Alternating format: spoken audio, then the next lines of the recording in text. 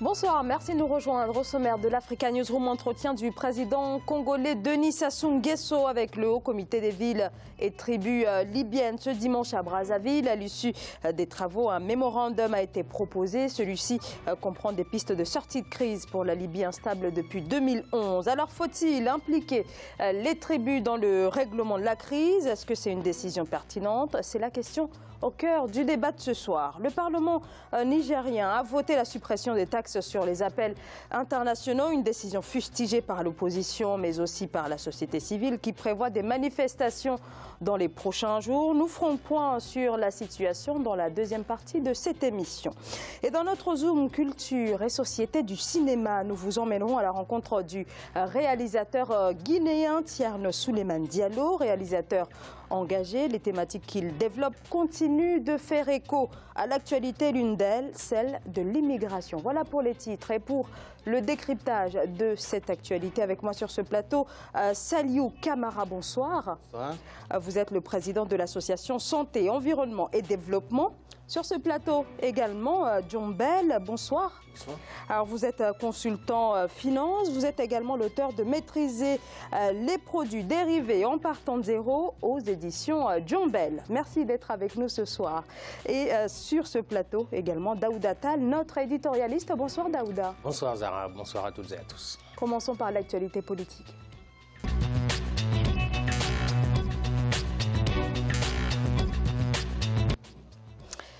La crise libyenne au menu donc des discussions ce dimanche en République du Congo entre les membres du Haut Conseil des villes et tribus libyennes et le président congolais Denis Sassou Nguesso, également président du comité de haut niveau de l'Union africaine, le président congolais pour qui les chefs traditionnels libyens doivent être impliqués dans le règlement de la crise. Voyez ce reportage, notre correspondant Deva Panzo. Le président du comité de haut niveau pour la Libye, Denis Sassou Nguesso, a réaffirmé le soutien de l'Union africaine dans la résolution de la crise libyenne aux chefs des tribus, de la société civile et d'anciens dignitaires du régime. La réunion du Haut Conseil des villes et tribus libyennes, tenue ce dimanche au Centre international de conférence de Kintélé, est un pas en avant vers le dialogue interlibyen. Cette rencontre contribuera assurément à nous faire évoluer vers le dialogue interlibyen tant attendu et tant souhaité par tous.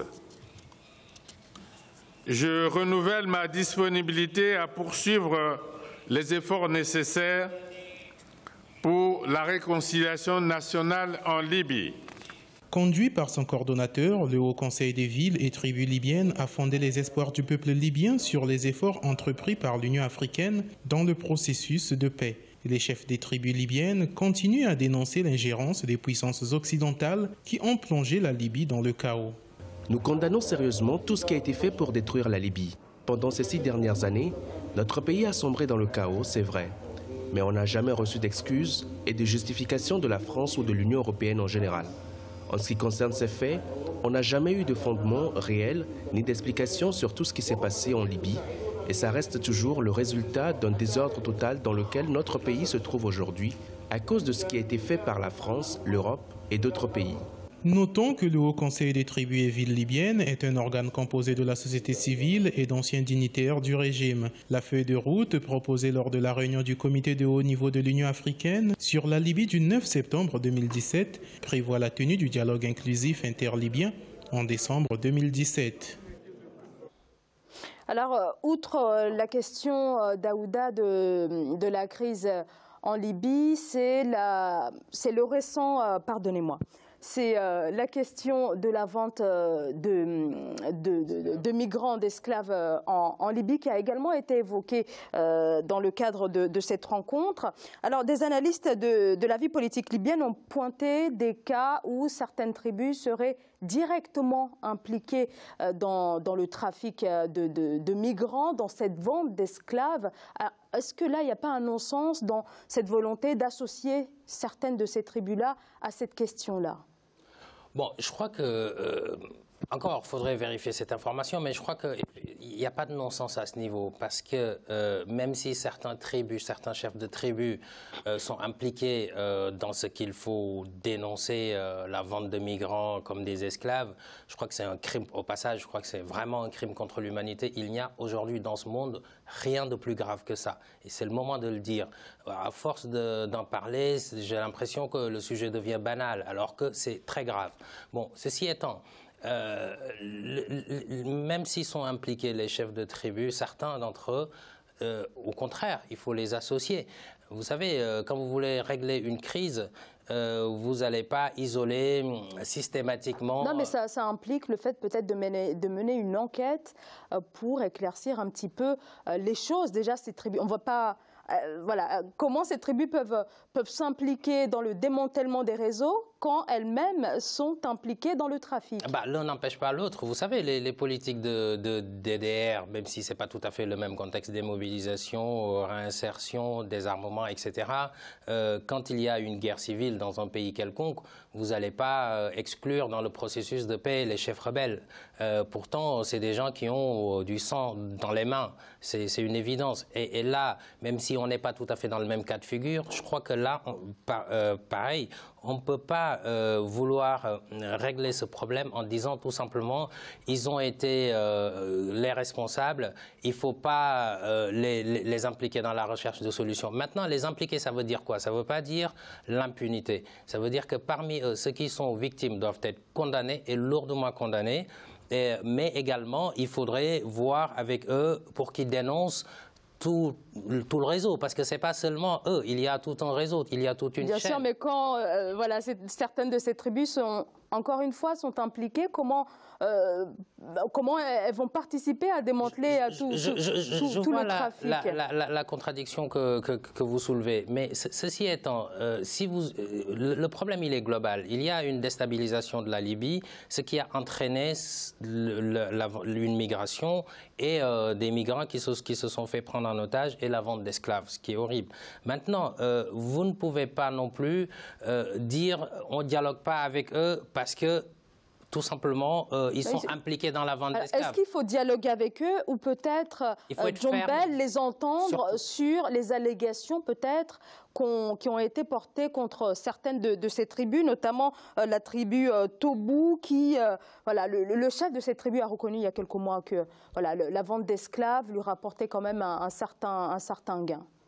Naturellement, en réalité, on n'a pas vraiment le choix que de les impliquer dans le processus, dans la mesure où actuellement en Libye, il n'y a même pas de réel gouvernement. On a deux gouvernements qui se partagent plus ou moins le pouvoir.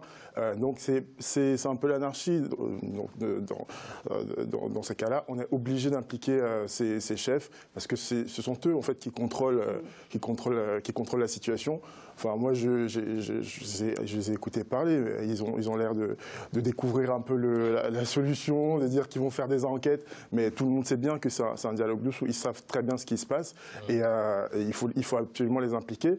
Et quant aux mesures de justice, je ne sais pas comment ça va se mettre en place dans la mesure où il n'y a pas vraiment de gouvernement aujourd'hui pour pouvoir trancher ça juridiquement. Mais au moins, si on veut avoir une résolution du conflit, on n'a pas d'autre choix que de les impliquer. Et c'est bien que l'Union africaine prenne toute sa place dans ce débat-là, avec le leadership de Denis Sassou Nguesso. Alors, bien sûr, je précise qu'il s'agit justement de cette question de vente, de commerce d'esclaves, parce que l'autre sujet qui a été évoqué, c'est vraiment la crise libyenne en tant que telle. Saliou Camara. Oui, effectivement, la Libye traverse une crise depuis la guerre qui a entraîné complètement la déconfiture de l'État tel qu'il a été conçu par Kadhafi. Aujourd'hui, il y a beaucoup de problématiques, comme il a été dit. Il faut, ne serait-ce que pour avoir un interlocuteur crédible, il faut reconstruire l'État libyen. Donc, cela va passer inéluctablement par associer à ce processus-là l'ensemble des acteurs qui sont impliqués, que ce soit les tribus. Il faut se rappeler aussi que la Libye est un pays avec beaucoup de tribus, que Kadhafi avait réussi à stabiliser par la redistribution de la manne pétrolière. Donc il avait réussi à stabiliser le pays à travers ce système-là, ce mécanisme-là, et qui n'existe plus. Donc aujourd'hui, la Libye est un pays quasiment dans l'anarchie. Il n'y a plus d'interlocuteurs. Effectivement, il faut reconstruire un État, ne serait-ce que pour avoir un interlocuteur crédible pour pouvoir discuter de tous ces sujets-là, de la vente des migrants. Aujourd'hui, c'est tout le monde qui fait n'importe quoi.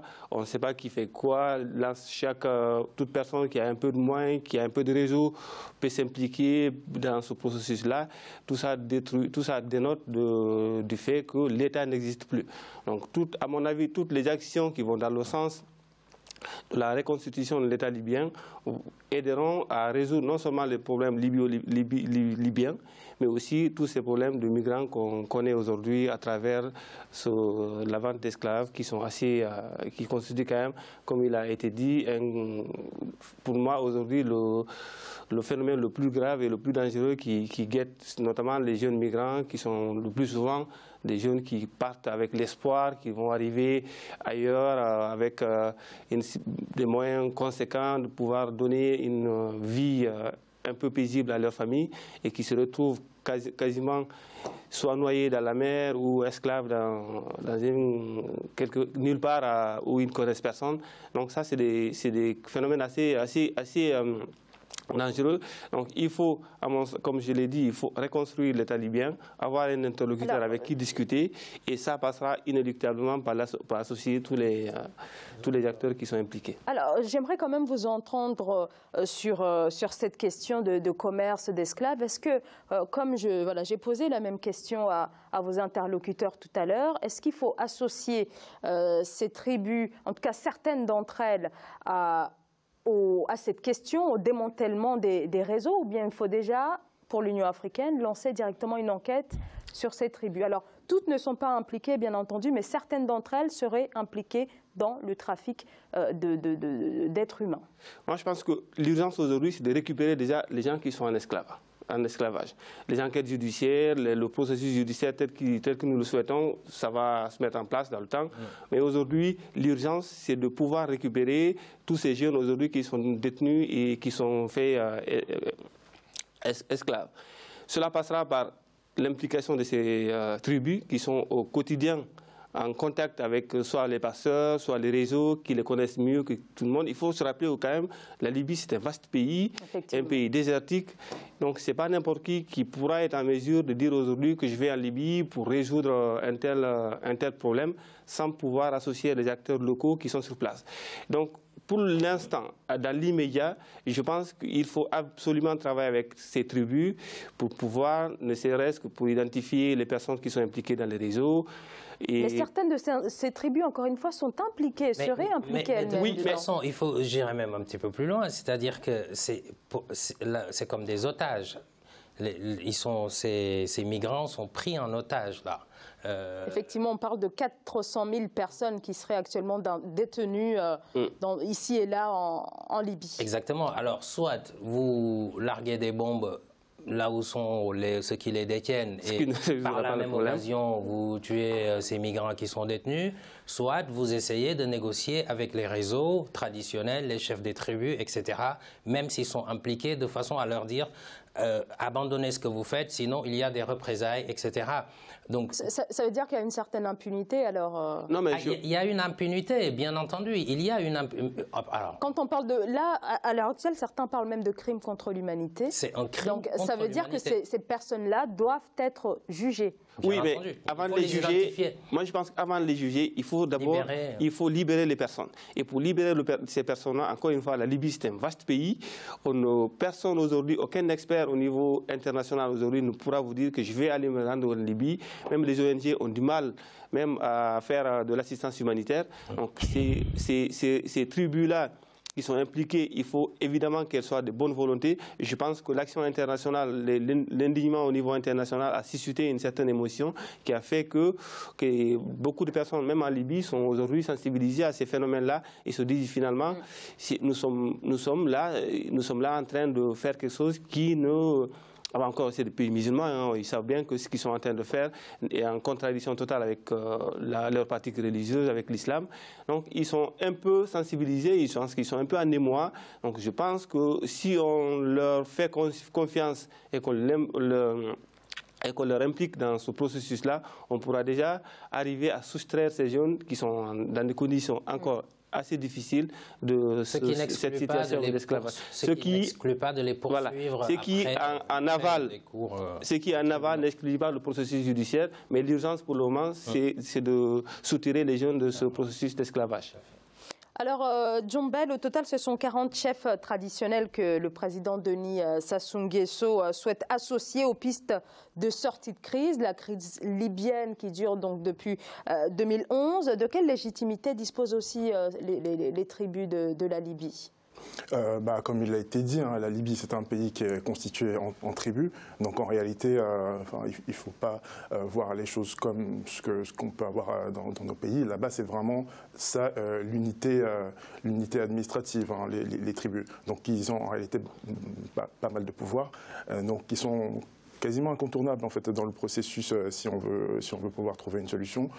Donc ils ont toute la légitimité qui leur est associée dans leur environnement national. Oui. Daouda Attal. Oui, je crois que c'est important ce type de réunion. C'est important que l'Union africaine prenne part à la solution probable qui peut être trouvée à ce niveau-là. Mais dans tous les cas, il faut aussi être ferme. Je pense que n'importe quelle autre nationalité venant d'un pays puissant, s'il y a un citoyen venant d'un pays européen qui est détenu là, évidemment, la force pourrait être employée également. Donc là, c'est des Africains. Il faut également penser à l'utilisation de la force dans la mesure du possible, sans mettre en danger la vie de ces migrants qui sont détenus. Maintenant, je crois que, pour revenir sur ce que je disais tout à l'heure, c'est important que l'Union africaine s'implique, c'est important de parler avec ces tribus, mais d'être ferme également, parce que l'Union africaine ne doit pas faire juste des discours au sens on va chercher la paix et tout ça, parce que vous l'avez rappelé, ces chefs de tribus savent très bien ce qui se passe, ils font semblant de ne pas savoir, mais la réalité c'est qu'ils le savent tous, ce qui se passe. Et d'un autre côté, il faut aussi harmoniser les interventions en Libye. Il y a l'envoyé spécial des Nations Unies, il y a des réunions qui se sont déroulées auprès des Nations Unies, il y a eu des réunions de l'Union africaine, la France est là, un peu de cacophonie. Hein. Exactement. J'ai l'impression que autant il y a une cacophonie sur le sol libyen parce que tout le monde contrôle un petit morceau du territoire, y compris ses chefs de tribus, il y a également une sorte de cacophonie au niveau de la scène internationale, ce qui crée une sorte de désordre au niveau de l'intervention. Donc, au niveau de la recherche de paix, une harmonisation est possible. Maintenant, est-ce que ce sera sous la direction de l'Union africaine ? Ça, c'est une grande question qu'on peut se poser. Ce serait plutôt souhaitable.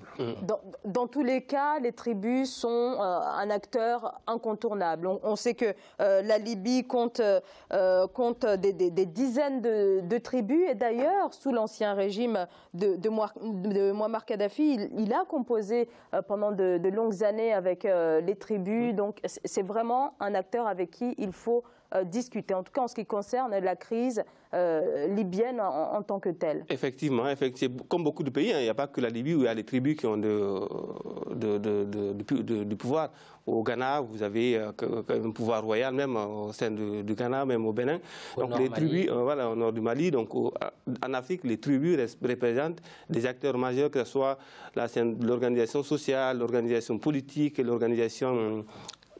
Toute la vie de la nation dépend en grande partie des tribus en Afrique. Donc effectivement, la Libye, en plus, dans un pays où l'État n'existe plus, c'est quasiment les seuls qui sont en contact de la population, les seuls qui soient capables aujourd'hui de transmettre le message de la communauté internationale qui veut installer la paix. Donc on ne peut que passer par les tribus pour en tout cas essayer de reconstruire l'État libyen. Et nous espérons que ça passera par l'Union africaine, parce que l'Union africaine, on a l'impression que c'est un organisme qui ne sert pas à grand-chose. À chaque fois qu'il y a un conflit en Afrique, il faut l'intervention de la communauté internationale, alors que nous, Africains, entre nous, on aurait pu avoir la possibilité de résoudre ces problèmes-là. Je pense que là, si l'Union africaine arrive à s'impliquer à résoudre un problème aussi important que celui-là, ça ne fera que redorer son blason qui n'est pas forcément très bien vu au niveau des populations africaines. Donc je pense que c'est une très bonne chose que cette organisation s'implique dans ce processus-là et nous espérons que ça aboutira à la remise en forme d'un État libyen qui servira d'interlocuteur pour gérer tous ces problèmes d'immigration, tous ces problèmes sociaux qu'on rencontre aujourd'hui au niveau du pays.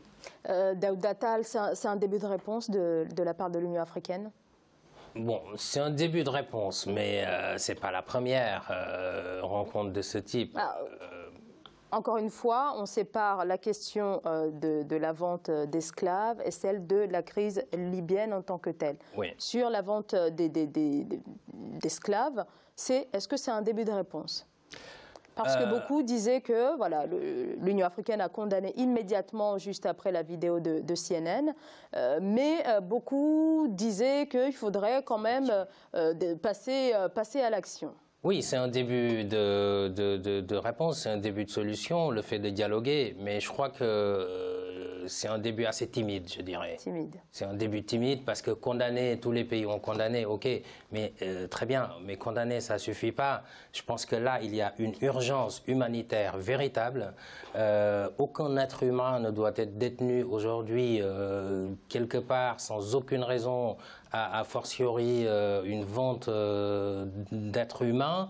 Je crois que pour moi, j'ai l'impression qu'on revient au temps voilà, de l'esclavage, tout simplement. Donc, ce qu'on est en train de voir n'est pas banal. C'est la pire catastrophe actuellement. Moi, je considère ça en tant qu'Africain comme cela. Et donc, il faut une réponse adaptée. Dialoguer, c'est bien, mais il faut pousser, il faut menacer, il faut utiliser la force dans la mesure du possible, parce que c'est tellement grave et horrible et inimaginable en 2017 de vivre ça et que ce soit banalisé comme ça. John Bell, la réponse de l'Union africaine n'est toujours pas à la hauteur de la gravité de la situation. Ça me paraît assez évident, dans la mesure où, comme l'a rappelé Daouda, on est en face quand même d'une énorme catastrophe. L'esclavage fait par des Africains, donc c'est effectivement pas banal, il faut aller beaucoup plus loin. Peut-être au-delà de ça, moi je pense que ça devrait permettre aussi de sensibiliser la jeunesse africaine sur le fait de plus s'aventurer à vouloir absolument aller vers l'Eldorado européen par n'importe quelle voie, y compris au péril de sa propre vie, pour aller découvrir l'Europe, les Amériques, c'est très bien, mais non. Non à le faire en passant par le désert, parce qu'on voit bien ce à quoi ça mène. Donc peut-être que ça aussi c'est une grande leçon à retenir de cet événement. Oui. Alors merci messieurs, on va marquer une courte pause, on se retrouve dans quelques instants pour la deuxième partie de l'Africa Newsroom.